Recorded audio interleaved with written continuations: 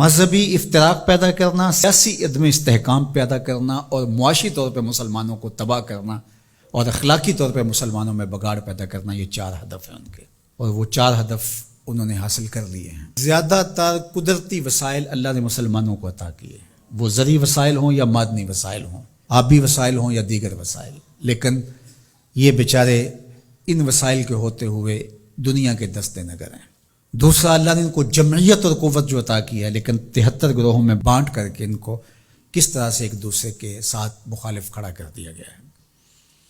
اور تیسرا، سیاسی طور پہ شورشیں، یہ آپ دیکھ لیں ساری اسلامی ممالک کے اندر ہیں، پوری دنیا کا مطالعہ کر لیں، 1 انچ بھی جگہ ایسی نہیں ہے جہاں آتش و آہن برس رہا ہو اور وہ کفار کی سرزمین ہو۔ ساری لڑائیاں مسلمانوں کے دیس میں لڑی جا رہی ہیں۔ اب یہ مسئلہ ہوا ہے یوکرائن کا، اور آپ دیکھنا کہ بہت جلدی یہ حل کر لیا جائے گا۔ کشمیر ہے 70 سال سے لٹک رہا ہے، فلسطین کا مسئلہ حل ہونے کا نام ہی نہیں لیتا۔ مشرقی تیمور چٹکیوں میں حل ہوا کہ نہیں ہوا؟ یہ تاریخ ہمارے سامنے ہے، ہمیں آنکھیں کھول کے جینا چاہیے، کیونکہ وہاں معاملہ اور تھا، جو خون بہہ رہا تھا وہ مسلمان کا خون نہیں تھا، وہ بھی ان مسائل سے ملتے جلتے مسائل تھے، لیکن چٹکیوں میں مسئلہ حل ہوا کہ نہ ہوا؟ تو کیا کشمیر نہیں ہو سکتا؟ فلسطین کا مسئلہ حل نہیں ہو سکتا؟ اب عدم استحکام ہے، جتنے بھی ممالک ہیں وہ ایک اچھے انداز سے چل رہے ہیں، جو عدم استحکام ہے وہ ہمارے اسلامی ممالک کے اندر ہے۔ خانہ جنگیاں جتنی بھی دیکھ لیجئے وہ یہاں ہمارے ممالک کے اندر شروع کروائی جاتی ہیں، تو ہم اپنے نبی علیہ السلام کی تعلیمات کو فراموش کر گئے اور ہم اٹھنے ہی نہیں پا رہے، اور ہماری بڑی بڑی سلطنتیں جو ہیں، وہ اندلس کی سلطنت دیکھ لیجئے کس طرح تباہ و برباد کر دی گئی، سقوط بغداد ہوا، اسی طرح خلافت عثمانیہ کا سقوط ہے، سقوط دہلی ہوا، اور ہماری اس ریجن کے اندر دیکھ لیجئے یہ ایک سقوط کابل ہے، اسی طرح سقوط ڈھاکہ ہے۔ تو یہ سارے سقوط ہمارے ساتھ ہی کیوں ہیں؟ اس لیے کہ جب ہم اپنے نبی کے دامن کو چھوڑ دیں گے تو یہ رسوائیاں ہمارا مقدر ہوں گے۔ ہمیں ہمارے نصابوں میں یہ پڑھایا ہی نہیں گیا کہ جس طرح نماز تمہارے اوپر فرض ہے، باقی امور تمہارے اوپر فرض ہیں، امت سازی کا عمل بھی تمہارے اوپر فرض ہے۔ جس طرح حضور علیہ الصلوۃ والسلام کا نام عقیدت سے لیا جانا اور آقا کریم علیہ الصلوۃ والسلام کی محبت تمہارے اوپر فرض ہے، اور محبت کے تقاضے تمہارے اوپر لازم ہیں، تمہارے اوپر یہ بھی اسی طرح لازم ہے۔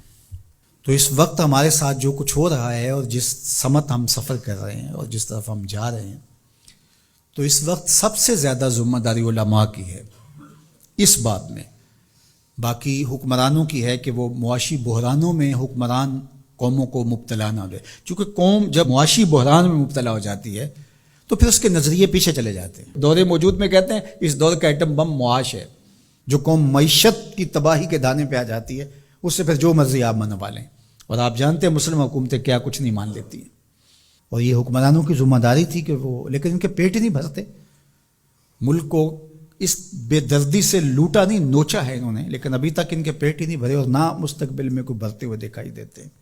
تو یہ ایک دردناک صورتحال ہے۔ جو اسلام کو دوسرا بڑا نقصان پہنچایا ہے وہ ممبر و محراب کے ذمہ داران نے پہنچایا ہے۔ بر صغیر پاک و ہند کے اندر تجزیہ کرتے ہوئے حضرت مجدد الفسانی علیہ الرحمہ نے کہا کہ 4 طبقے ایسے ہیں جنہوں نے سب سے زیادہ اسلام کو نقصان پہنچایا ہے۔ یہاں پر اس ریجن کی وہ بات خاص طور پہ کرتے ہیں، وہ فرماتے ہیں ان میں سے ایک علماء سو ہیں، انہوں نے اسلام کو بہت زیادہ نقصان پہنچایا ہے۔ دوسرا صوفیاء خام ہیں، جو دین کے فہم سے ناآشنا صوفی ہیں، انہوں نے اسلام کو بہت نقصان پہنچایا ہے، چونکہ لوگوں کی وابستگی ہے ان کے ساتھ، اور ان کے پاس کوئی منصوبہ ہی نہیں ہے۔ عرس پہ آ جاؤ، نذرانے دے دو اور اللہ اللہ کرو اور چلے جاؤ، ان کے پاس کوئی نظام شریعت تو ان کے پاس ہے ہی نہیں ہے، تو آنے والوں کو کیا دیں گے؟ یہ کچھ بھی نہیں دیں گے۔ تیسرا بڑا نقصان جو ہے وہ اسلام کو جو پہنچایا وہ سلاطین نے پہنچایا، بادشاہوں نے پہنچایا، اور چوتھا جو ہے وہ انہوں نے کہا کہ اسلام کو جو نقصان پہنچایا وہ 2 نمبر دانشوروں نے پہنچایا، اور 5 نام بھی آپ ذکر کرتے ہیں، وہ فرماتے ہیں جو گستاخان صحابہ ہیں، چونکہ جب صحابہ کی نفی ہوتی ہے تو پورے دین کی نفی ہو جاتی ہے۔ حضور کے تیار کردہ یہی لوگ تھے نا، حضور نے جن پہ محنت کی اور جن کو حضور نے اپنے سینے کا نور منتقل کیا، اور اگر ان کی نفی کر دی جائے تو پھر اس کا مطلب یہ ہے کہ دین کی عمارت گر گئی. پورے نظام کا انکار کرنے کے لیے ان کا انکار. جو امت کے اندر تفریق ہوئی، تشتت ہوا اور بے جا تشدد ہوا، اور امت کے اندر جو فکری ناہمواری پیدا ہوئی، باہمی منافرتیں انتہا کو چھونے لگی، سوچ سمجھ فہم ادراک کی قوتیں سلب کر لی گئیں، یہ سب کچھ منبر و محراب کی وجہ سے ہوا. اور اس میں علماء حق یا علماء ربانی یا علماء راسخین جس کو قرآن نے کہا ہے وہ نہیں شامل، لیکن علماء سو جو ہیں سب سے زیادہ مسلمانوں کو اگر نقصان پہنچایا ہے علماء سو نے پہنچایا. اللہ ہمیں امت واحدہ کے نور سے مالا مال فرما، ایسی امت واحدہ جو تیرے محبوب کی سچی غلامی کا حق ادا کرنا جانتی ہو، ایسی امت واحدہ جو صحابہ کے در کی دہلیز کی نوکر ہو، جن کے رگ و ریشہ میں اہل بیت کا پیار محو نفوذ ہو، جو اولیاء امت کے طریق پہ گامزن ہو.